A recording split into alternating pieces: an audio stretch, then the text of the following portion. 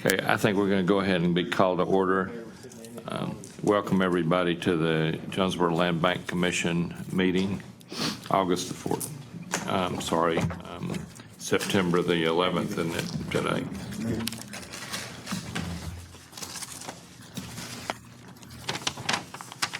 So let's see, let's do a roll call, please, Jonathan.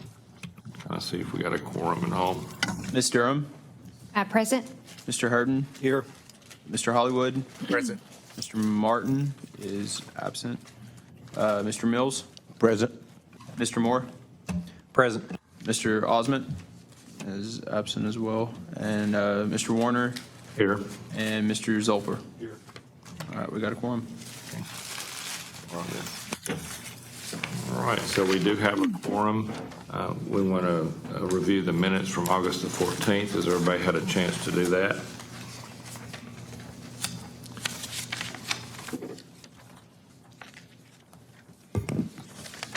I make a motion to approve the minutes from August 14th. A motion to approve the minutes from the 14th. Is there a second? Second. Mr. Zolper seconded. All in favor? Aye. Any opposed? Okay, it's taken care of.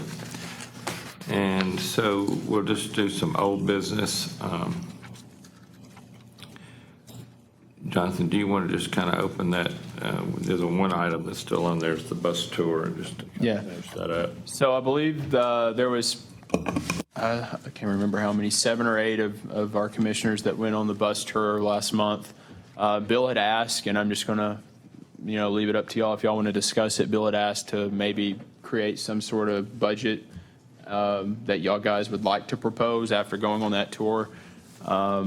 I received feedback from a couple people, but obviously the ones that I haven't received feedback from, Bill's here. If y'all guys want to share your thoughts or discuss anything that y'all seen while you was driving around, feel free to do so, okay? Otherwise, I'll turn it back over to Dr. Warner.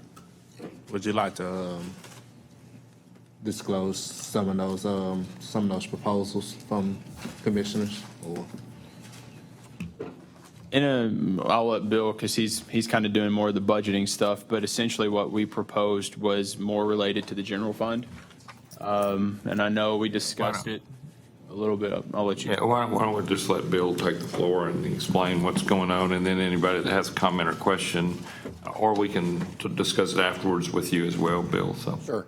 Yeah, the budget process is underway, and we met with Jonathan last week.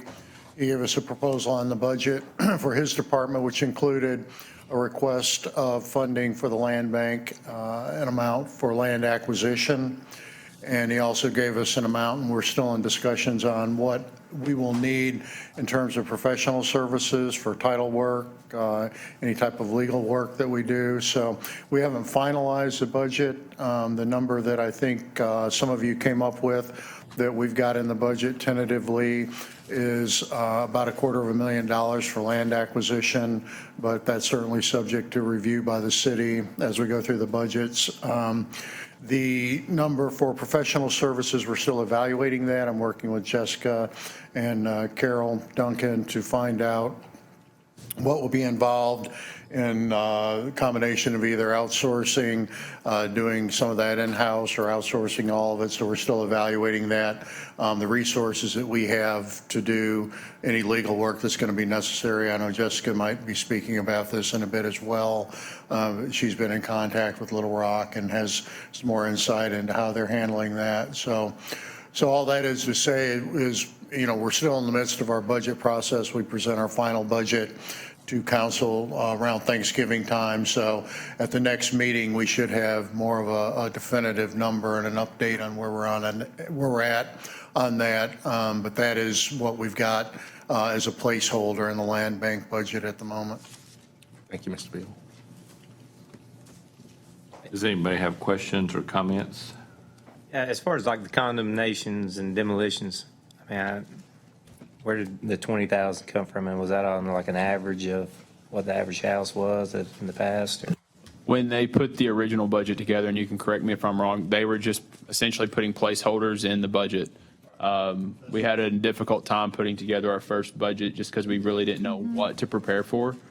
This $20,000 is separate code enforcement, they get a section of money anyway for demolition and condemnations.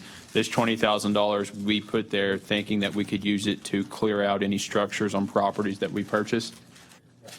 So, I just don't want us to, shortchange it, because I mean, I can see it $5,000, $6,000, $7,000, depending on the size of the house, and that's, then would we be able to transfer money from another fund over to that is what I'm asking. Well, we need to try to budget as accurately as we can. There's always some opportunity to modify or amend the budget, but the amount for this year, so we're taking that into consideration. To answer your question, we are looking at what we think it will cost, but this year, to put it into perspective, the budget numbers that are in there now were our best estimates. So we did counsel with Doug Tapp at the time. He was here meeting with us earlier in the year about what he thought would be a estimate of the amount that we may spend, knowing that this year would probably be a short year in terms of activity. So the expectation would be next year, now that we've kind of, got our legs under us here and we're moving a little bit, that those numbers may not be adequate for what we'll do in a full year, for first year of activity, so. I know. Before you go, could you explain what in the past that money has been out of the general fund, am I correct? Correct, that is correct. And then the cost of demolition, as an example, has been part of what we would put on the property as a lien? Jessica, is that? That's correct. Properties that we have condemned and then had to take down ourselves, that is where a lot of our liens come Yeah. from. And so if the city spent X amount of dollars, that turns into a lien or no? That's correct. Whatever our actual costs are when we tear down something, whether we bid it, do it ourselves, or even if we do it ourselves, there's a cost to that we can then put the lien on the property based on that. Yes. Okay.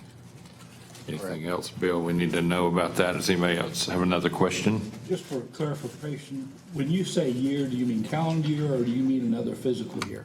Calendar year. Okay. That's how our budget's based on calendar year for the city. So approval in November to begin spending in January, is that Correct. accurate? That's correct. So your fiscal year is a calendar year, basically?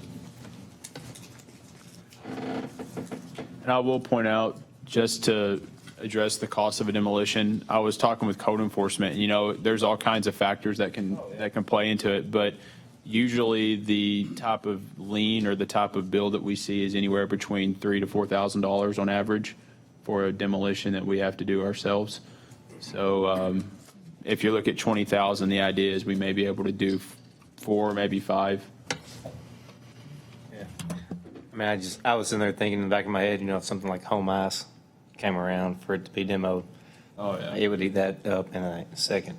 Oh, I think the bids on that are quite larger. Yeah, that's what I'm saying. That's what I'm saying on average. I realize a lot of houses cost $3,000 to $4,000 to have demoed, but Yeah, we have to actually rebid home ice. I don't know that we have a bid back, but the original bid was a significant amount of I money. guarantee it, 20,000 would go No. right off. Was it because of environmentals or? Yes, there were some asbestos concerns and things like that. And it's just a really large, older building. Facility.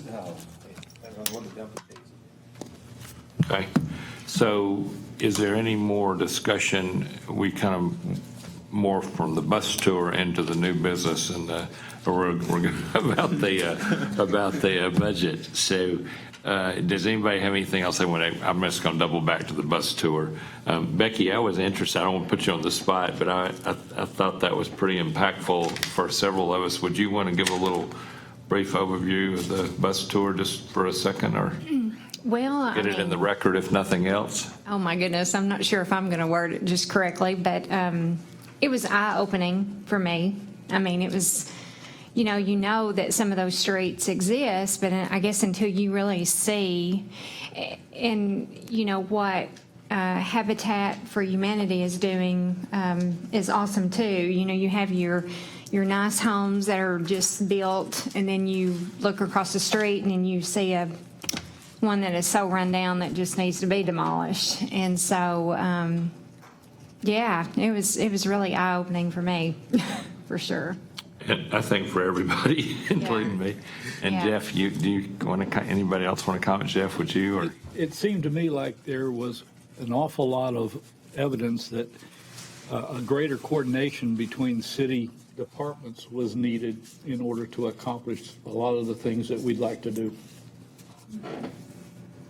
Agree. I think that's good. And would you mind just to make one quick comment about your project that we got to drive by? I think that was impressive. Yeah, we have, Habitat for Humanity has a grant that is going to allow Habitat to build 12 houses over the next 4 years. We're going to build 9 houses on State Street, about the 200 block of State Street. And with that project, we hope to be able to put in a U-shaped street and a park in the middle of that. And that happens to be located in an area where there's a lot of apartment buildings, and I think it'd be a great add to the community, because that park will ultimately be a city park and the street will be a city street as soon as we get the things approved and through its process. Thanks so much. Does anybody else want to comment on that before we move ahead? So we're going to, if it's all right with everyone, we'll move down to B, property acquisition, unless there's any more discussion about the budget. As I said, we sort of skipped around to that. Anybody have any more budget concerns, questions, comments? Okay. If you would, after hearing the comments already made by Bill and John, if y'all would mind to just maybe right after the meeting, if you have a question with Bill, just to talk to him, give him your opinion about the budget. I do think they're diligently working on numbers, and so now's the time. So we're going to move to item B under new business, property acquisition. And I'm going to turn this over to Jonathan. Might explain kind of our logic for how you're going to. Okay, so at the last meeting, if y'all recall, we made a decision to allow staff to send out letters that would prevent y'all from having to look over list of addresses and all that stuff. Anyway, so I started doing that this past month. I was hoping, I was targeting properties that we put in our priorities, properties that have delinquent taxes, outstanding liens, undeveloped, abandoned. I was targeting those type of properties, and I was hoping that we would have a little more response in the way of donations. Long story short, to save everybody's time, I didn't really receive any interest as far as donations was concerned. So that wasn't, that didn't really surprise me, because everybody really feels like there's value in their property. So me and Dr. Warner sat down and we decided to pick 4 or 5 properties to put on the agenda for y'all to review. But then Friday, I had a conversation with Jessica, and then yesterday with Bill and the mayor.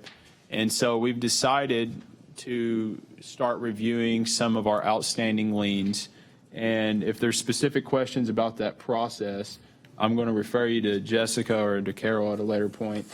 But essentially, I put together a packet of 4 properties. You'll see it. It's got a clippy around it. 4 or 5 properties. The first 2 properties there, you'll see one is for 120 North Bridge. This is, where are you showing? I don't have the, just show the packet that has the clips around it. So the first thing that's in your packet. Yeah. I put all 5 of them in that little clippy, so you should have 5 essential property profiles, if you want to call it that. The first one, at the very top, 120 North Bridge. And then the second one, which is Miss Williams' property, 129 North Bridge. Those are the first 2 that I selected. I was going to put them on there for us to start reviewing their outstanding balances. I had a conversation, like I said, on Friday with Jessica. So these top 2 or 3, even though they have outstanding liens and outstanding delinquent taxes, we may choose not to go after those specifically. So now I'm going to refer you to a document that looks like this. It's a list of outstanding balances that we generated using Springbrook. So Springbrook is essentially the city's, I would call it, financial software. We use it to generate invoices, and we use it to print off permits and things like that for the city. What this report is, what you're looking at, is a list of customer accounts that still have balances on them. And, essentially the balance will equate to the amount of liens that we have outstanding. So I've highlighted I went through, and after talking with Jessica, we wanted to pick the ones that had the most liens, right? That had a significant amount of liens. So I went through there and I've highlighted a few. As we, after this meeting, me and code enforcement and Jessica, we're going to get together and we'll start filtering through this. And, you know, if there's any questions specifically about that process, again, I'll turn it over to Jessica. Yeah, let me just interject one thing. I think there are a couple of things that have come out of this list that you need to be aware of. One is that the code enforcement department keeps pretty good records. Excellent records would be a better way to state that. And Jessica and Dennis, this goes to some concern that you brought up with me on the side one day about liens and the lien process. So Jessica and their office has looked at this a little bit, and she's going to explain to you kind of where we are and what we're doing. Is that okay? Oh, that's fine. Here's where we were originally. You know, Carol and I, liens aren't something we've done a lot of just because it's the nature of city business. It hasn't been something the city's been interested in necessarily before, but now as the land bank, that's a way of Little Rock, right? I know y'all have been to Little Rock. They get a lot of their properties through the foreclosure process. So what we decided to do is reach out. I know you're aware of Little Rock. Sean Overton is the attorney that's dedicated to the land bank in Little Rock, and that's all he does is the foreclosures and any legal questions his land bank comes up with. So I had Jonathan bring me a file, got it together, called the Little Rock guy, and in the end decided I think the best thing for us to do is my paralegal and I are going to go meet with Sean. He's got some really good resources already put together, and as I told Dr. Warner earlier, there's no point in recreating the wheel. Some of what he has are some really great checklists. When you look at the state foreclosure law, as it pertains to cities, there's a lot of I's to be dotted, T's to be crossed. Jonathan and I spoke about that a lot on Friday, and maybe some ways the city could maybe do it, have the process a little cleaner.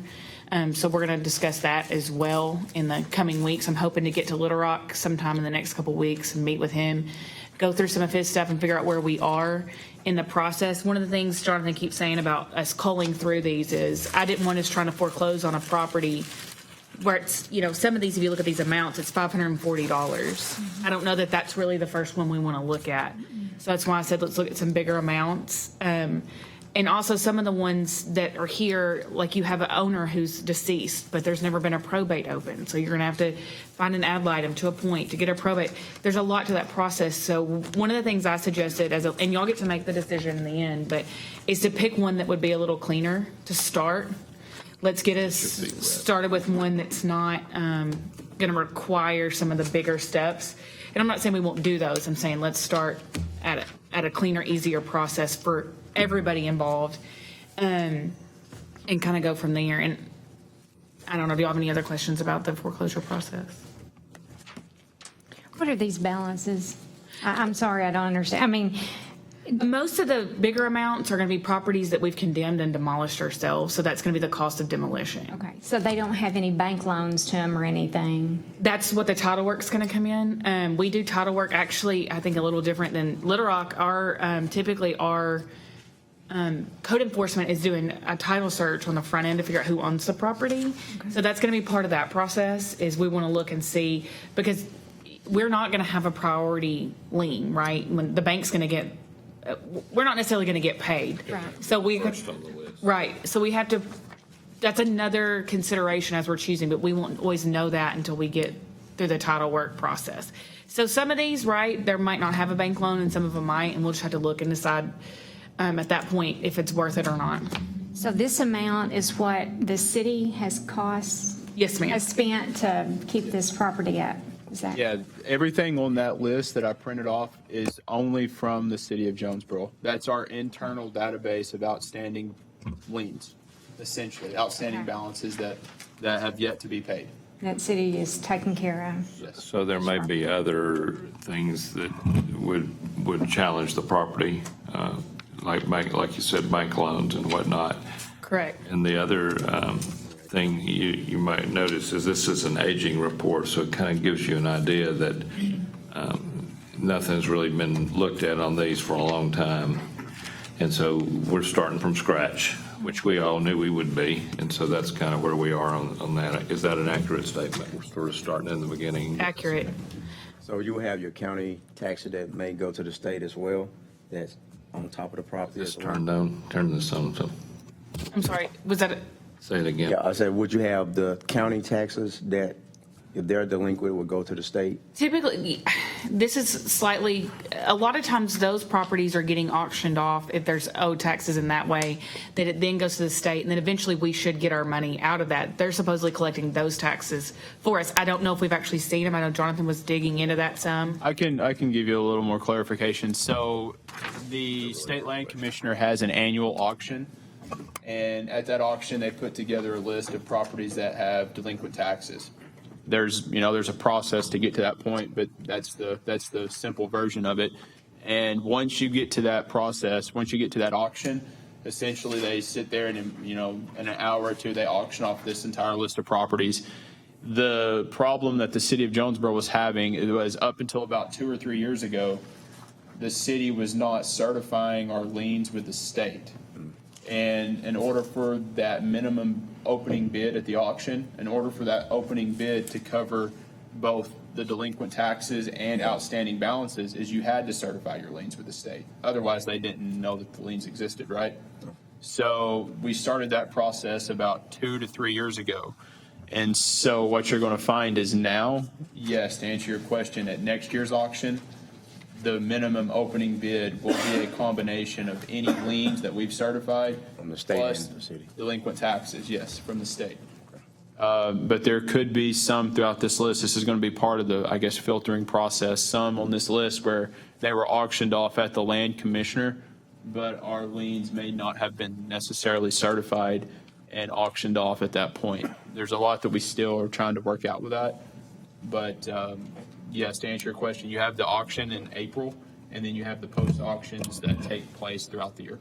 So is that a loss for those in the past that did sell off through the state auction, and if the city had liens on them? We're still figuring that out. I'm hoping that'll be something that we get Good answered. question.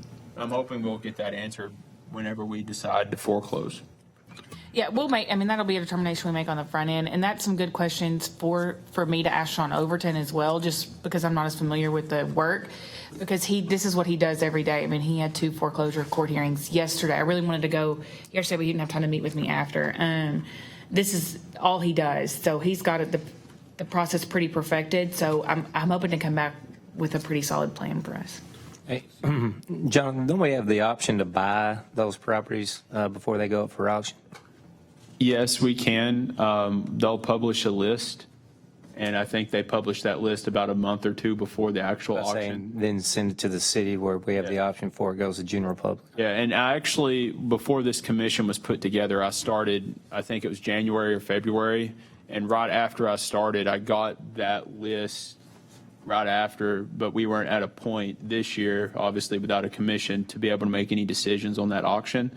Next year, going forward, we're definitely, probably the agenda for February or March is going to be pretty full for those properties. So the question Jeremy asked, though, is really pertinent. Is that list available perhaps to the city prior to it going public? Is that right? We can call and ask. I don't know the answer to That's that directly. But I know they publish it to everybody about a month or 2 before the actual auction. I might be mistaken, but I believe that the city has the right to buy that property before it goes to public auction with it. So, Yeah. I mean, be it the month before or whatever. We'll have on that list, they have a box that has parties that have an interest in the property.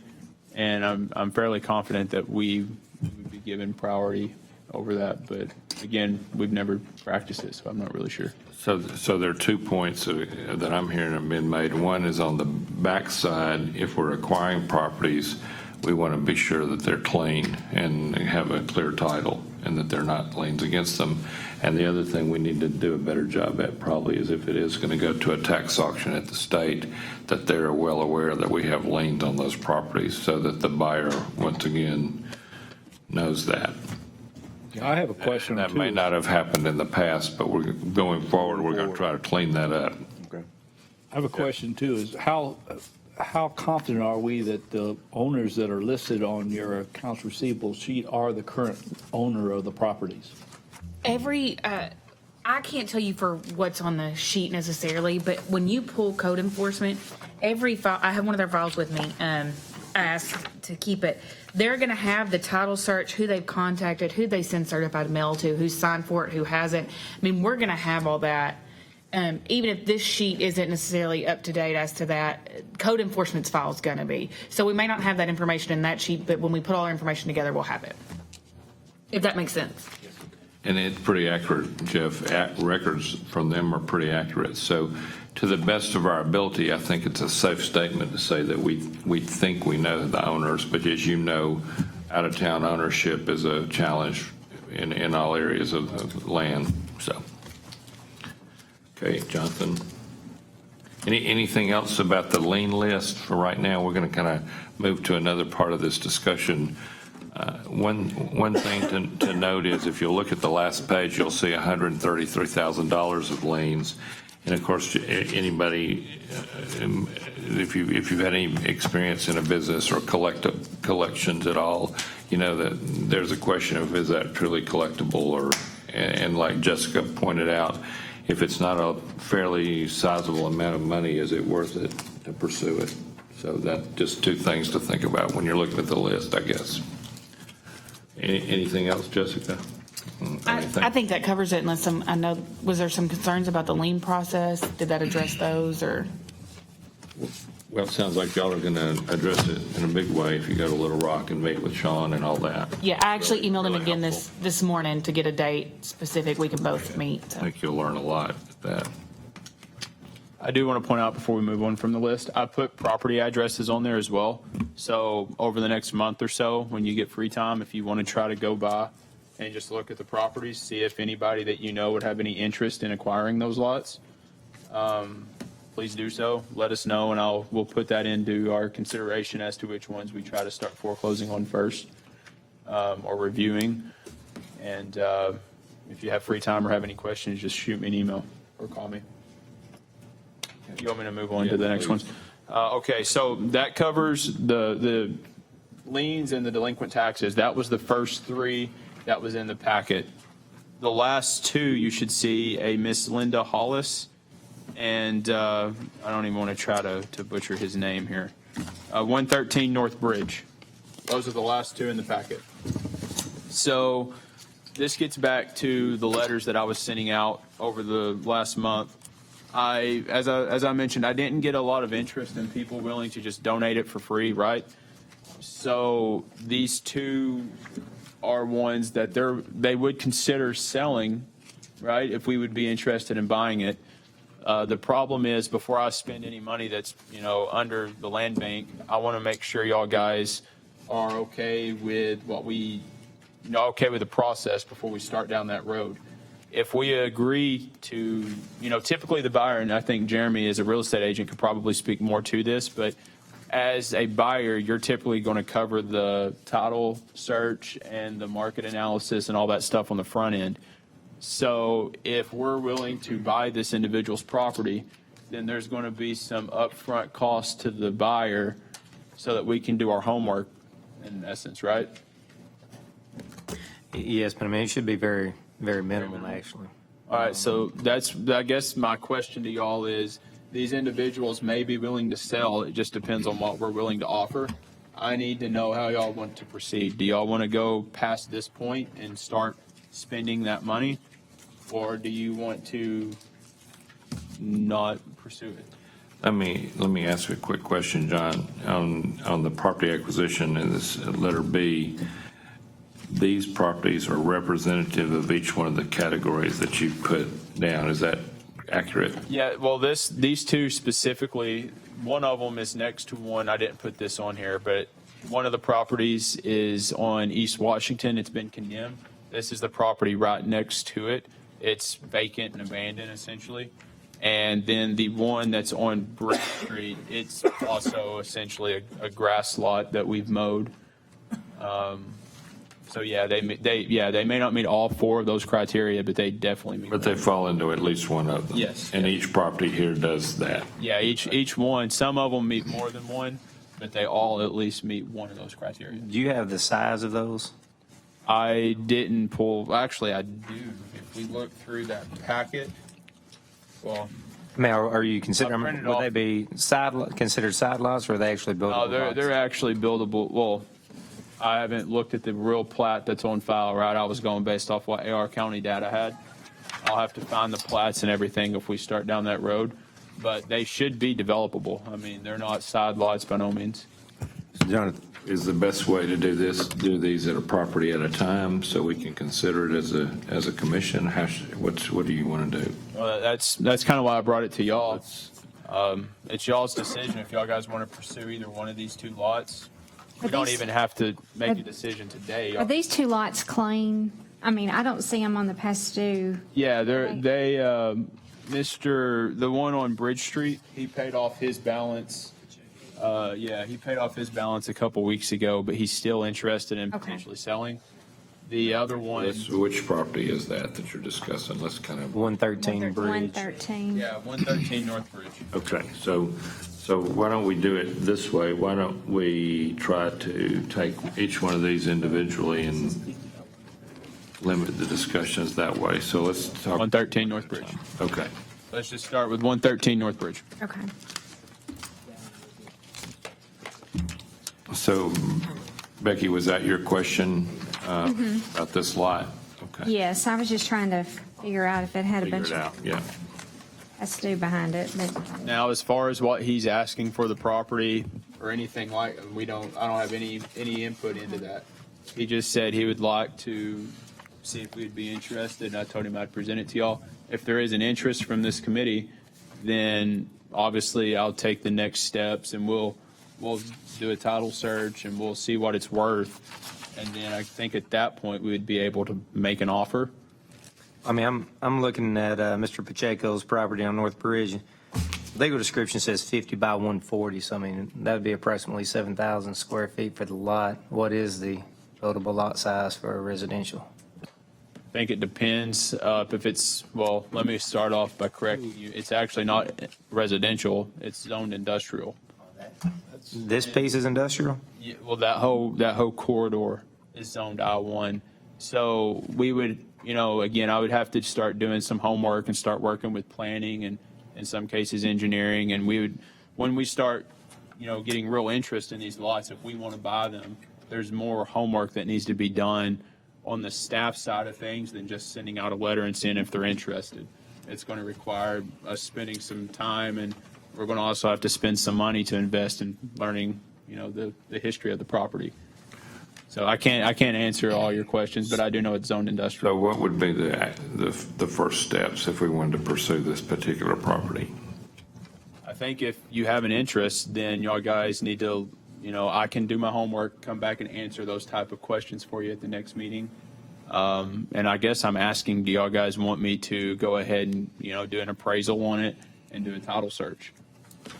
I think, Jeremy, I think we drove by this on the bus tour, if I remember this property. And we were in that area for sure. Yeah, so those of you that are, this is the different one. Yeah, it's right by the bridge on Bridge Street. So right as you go over the bridge, it's right there on the left. It's an undeveloped lot.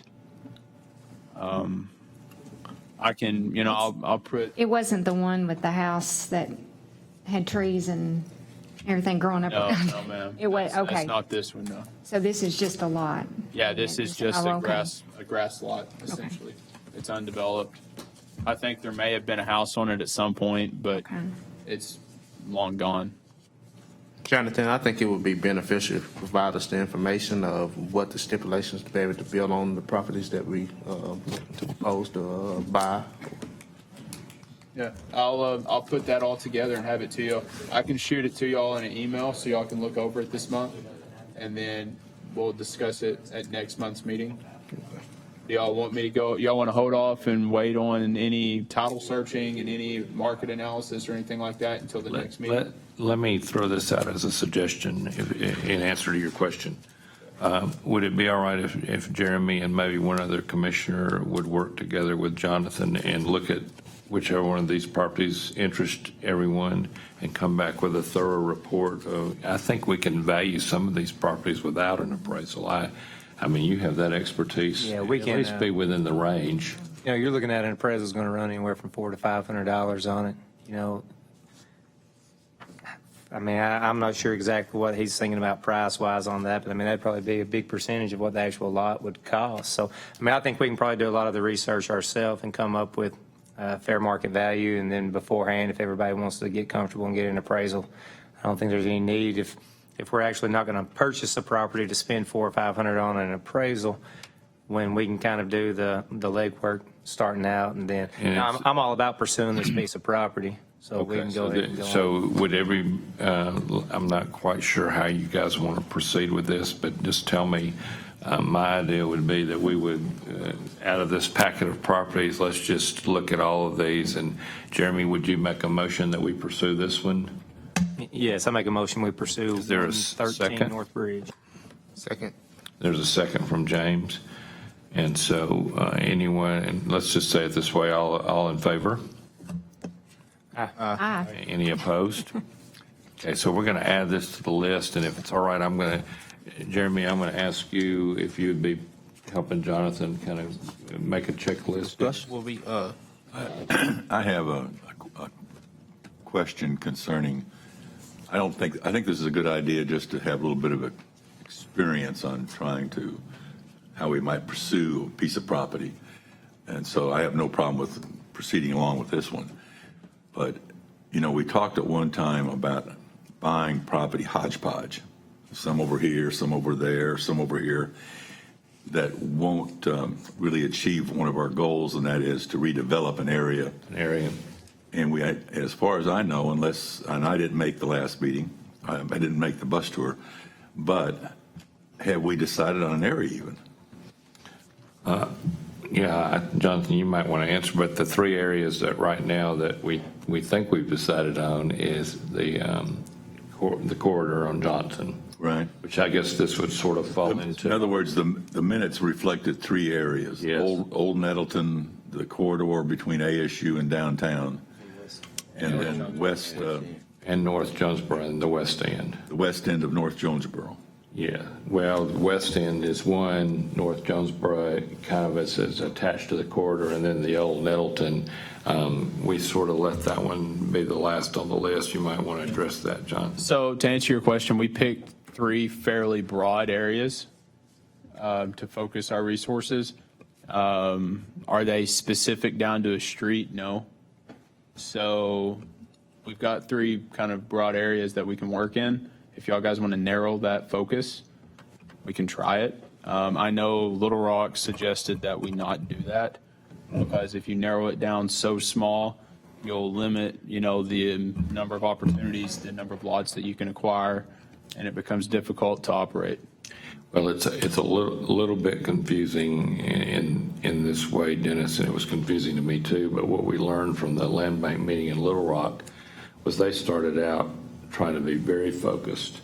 And so they wouldn't take property acquisition except from those areas, and they wouldn't develop except in those areas. And it really hobbled them. Is that what you guys remember from that meeting as well?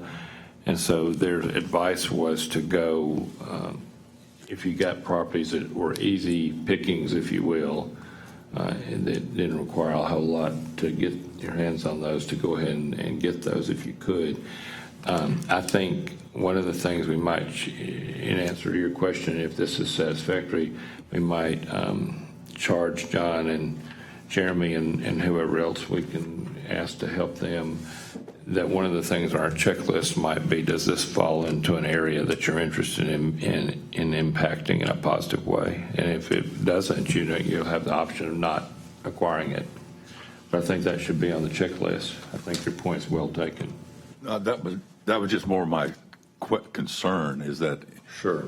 that we don't buy property that's all over the place and you got a lot here and a lot there. I don't see that benefits us. But One thing again, I'm not asking you to get it down to 4 streets and 3 blocks and all that kind of stuff. I think that's bad. I think it has to be a broad area.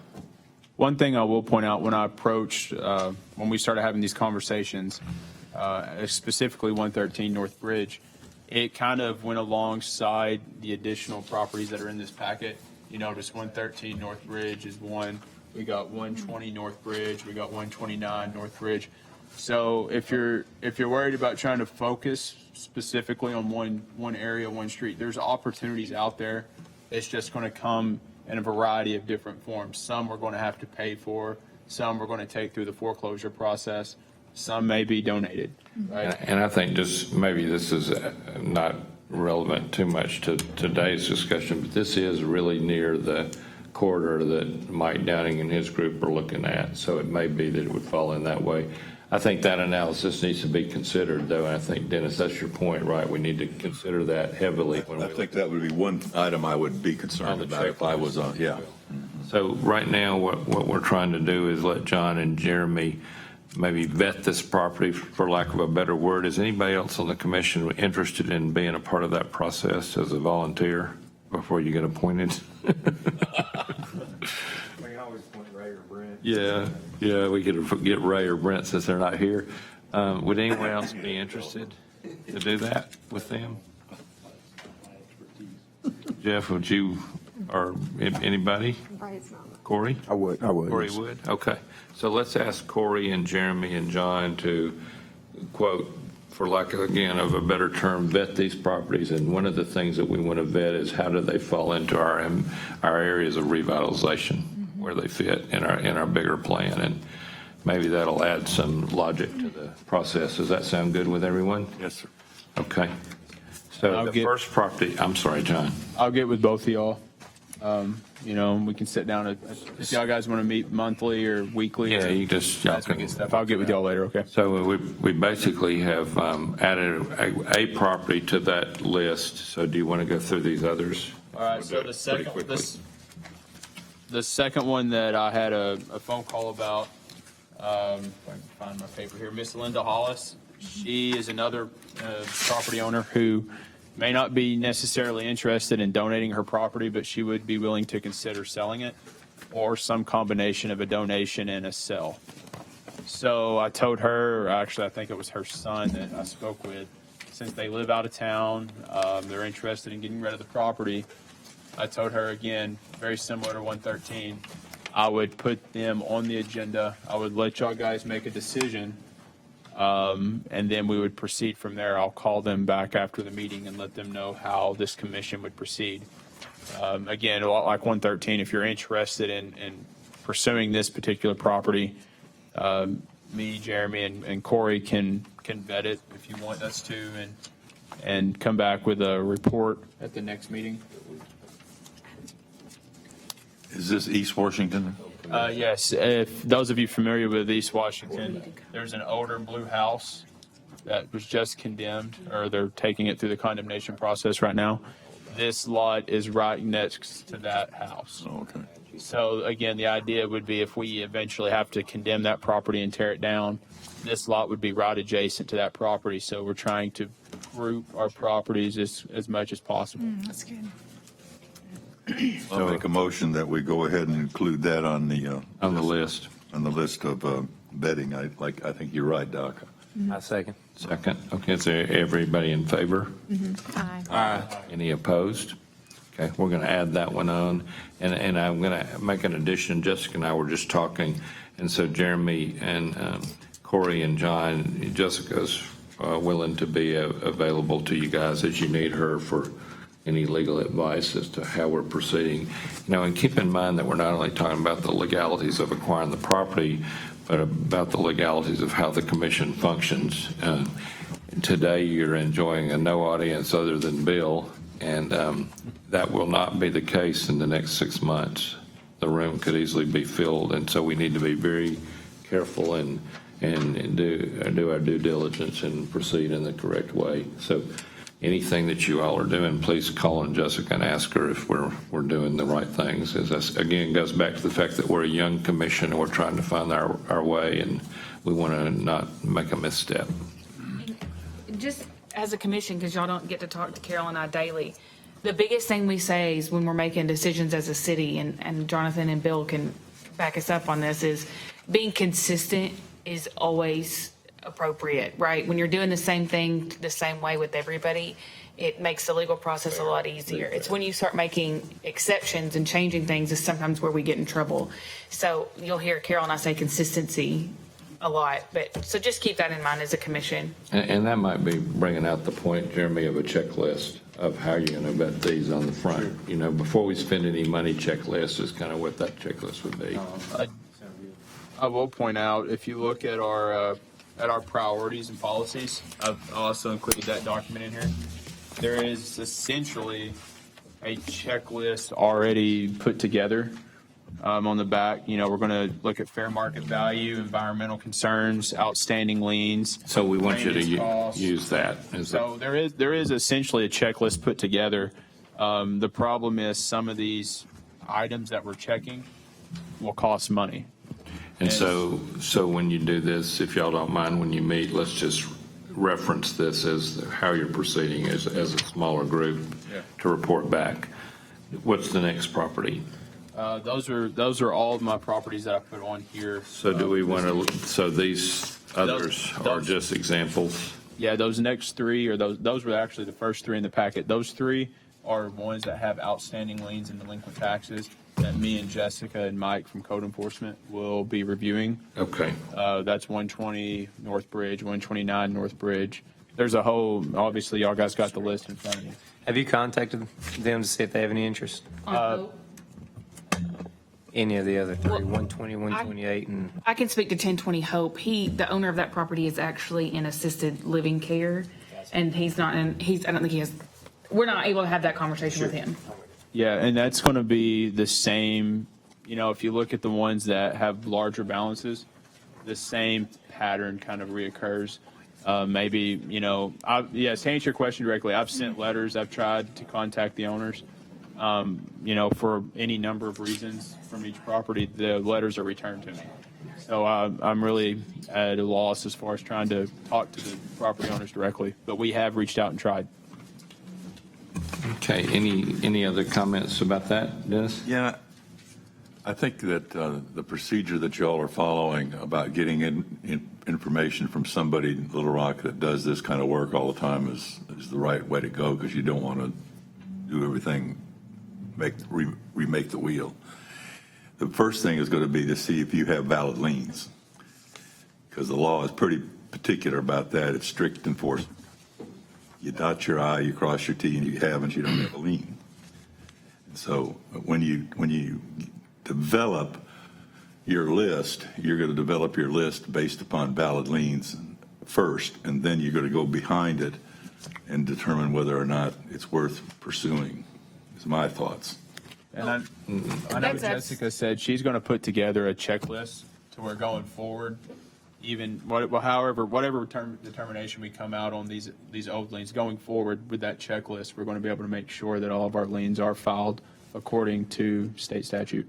And Jessica, you may want to comment too. I think it's a workload issue, Dennis, too, but what we are thinking, at least right now, if y'all remind you back to this list, that Jessica and Carol's office is going to look at this critically, and it may be necessary at some point because of workload, to get a little bit of help to get us kind of moving forward in the right way. But your point is, we don't want to pursue something on this list that's not pursuable. Doesn't make any sense. If you don't have a valid lien, just forget about it and write it off. Right. Absolutely. You know. Jonathan and I talked about that. I think we're on the same page with you, Dennis. There's no point if we don't have it together, which is why when he started picking some properties, I said, bring me those. Let me get the code enforcement file and let's see where we are. There's a little bit of information that just reading the law, I have not been able to come up with the answer that I need. I'm going to talk to the little guy. I mean, I figure he does it all day, every day. He's probably my best resource. Sure, by far. Okay, so the bottom line is, at some point in the near future, we'll have a list like this that's clean.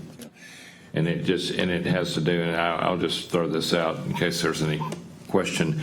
You know, we, being new, we're inheriting some of this, and so a lot of the liens and things went with code enforcement before, and now that it's in our purview, we'll do a more thorough job, I guess is a good way to say it. And Doc, if I might make Yes, sir. more observation, it's not necessarily, because of workloads, it's not necessarily something we have to speed up and speedily go through. I mean, we've got a whole year coming up, and, we have plenty of time to buy properties and acquire properties, so Sure. I don't think it's something we have to hurriedly go through. And I think in this next segment, you'll see that there's going to be a lot of progress made in the very near future for you guys to have more information. Let me, if I can, let me ask it this way. Is there anything else under property acquisitions that you all would like to discuss before we move on to C? So if you'll turn your agenda over or look on your computer screen in front of you, we're in the process of setting up some times and dates to meet with various people, and these are informational meetings only. Anyone on the commission is more than welcome to come to the meetings. There's just a lot of questions that came up similar to what you're asking today. So we have plans in the near future to meet with Jessica's office, to meet with Jonesboro Unlimited, to meet with the mayor, regarding some different things, particularly budget and property acquisitions and city properties that might be something that he would need us to help with, to look at the possibility of grants. I think I can say this, Bill, I think I can say this now that it's kind of underway. There's some experts, I want to say out of Dallas, who actually know about home funds, and they know about other grants that would fit right into what we're trying to do. And there will be a very near future, there'll be a seminar about that. The city council will be invited, you all will be invited, and other interested parties out of the grants department will be invited. And that, again, has a potential of a significant amount of money that could be used for property acquisitions. We also want to try to meet with the code enforcement just to better understand their process. And so all those meetings are underway, and we'll send dates and times out. And if anyone would like to come, they're more than welcome to come. The meetings are not to make any decisions. They're just informational meetings for us to gather up and report back. And if you aren't able to make the meetings, we'll give you a full report of what happened at those meetings and what information we gained. John, is that accurate, or anything you want to add? Yeah, I was just going to point out, if you're not able to attend, feel free to shoot your questions to me in an email, and I'll do my best while we're in those meetings to, go over all those questions to try to get answers for you. Okay. And then any comment or questions about that? We just put this on here for information. We didn't want everyone to know what was going on. And then the last thing, the public presentations, that's item letter D. I think, and I guess I would like your opinion and maybe approval for this, but we think it might be a wise thing at this stage in our development for John to put together essentially a PowerPoint, if you will, presentation about the land bank, what we're doing, where we're from, who the commissioners are, and try to start an agenda of civic clubs, other organizations like the Home Builders Association and different. I think we're probably to the point, if y'all are in agreement, that we need to get some public image going so people learn about the land bank and know it exists and know what we're doing about that. What I would like to do, John, I guess I'll put you on the spot, but maybe when you get a presentation together, maybe the first place to present would be here and let everyone see it, or some other place. Go ahead and. Yeah, so obviously, I can put together a presentation. I talked with Bill Campbell, who's our communications guru here for the city. Essentially, I'll put together a PowerPoint, and I'm more than willing to present it here if y'all guys want to. But I've asked. Somewhere, and they can be invited. It doesn't have to be here. I've asked him to sit down with me, and y'all, we can all essentially critique the PowerPoint I put together, change the message, change some information if we want to, make sure we send out the right message that we as a group want to send out. So to answer Dr. Warner's question, yes, I'll put together a PowerPoint, and then as we start, once y'all guys approve the PowerPoint, approve the message, we're going to essentially start reaching out to these different groups, these different clubs, and as we schedule those meetings, I know Dr. Warner's mentioned it earlier, but we're going to extend an invitation to y'all so that it's not just me, answering questions on behalf of all of y'all. If they want to get to know, one of y'all or have a specific question for y'all's line of work, y'all guys would be present to answer that. So if y'all want to attend those meetings, y'all are more than welcome. And I'll also throw out to you, if you're interested, I think you know this already, but just if you don't, the Tuesday prior to this meeting every month, James and I and John are meeting together, and sometimes with others that need to be here to kind of plan what we need to talk about and make sure that we have the right documents and data for you all so that we don't waste your time. But anyone's welcome to those meetings. We don't want anyone to think that something's going on that you're not a part of. So if you want to spend the time, we'd love to have another participant. We're meeting at 8 o'clock on the Tuesday prior, just to go through the agenda, make sure that we have the data that we need so that we can hold these meetings hopefully to an hour, hour and a half, so that not wasting a lot of people's time. So that's what that's for, just a planning meeting, so that this goes well. And I hope we're doing a good job for you so far. And if we're not, we're open to critique. You tell us what we need to do differently. But at this point, is there anything else, any other business or anything anybody wants to bring up? I have a, I'm sorry. James, go ahead. Or Corey, who? I have a question. Absolutely. We out of order on this one, but let's say we finally start getting in those generous citizens of Jonesboro that would like to donate their property. When we go to the point of title search and all that stuff, are we going to coop those fees or those that? I mean, I think if we're taking a donation, if we want any work done on the front end, I think it's going to be us. So I don't think the property owners are going to be willing to do that. So yeah, I think you'll take a little bit of a hit, but I've told Jonathan to check in.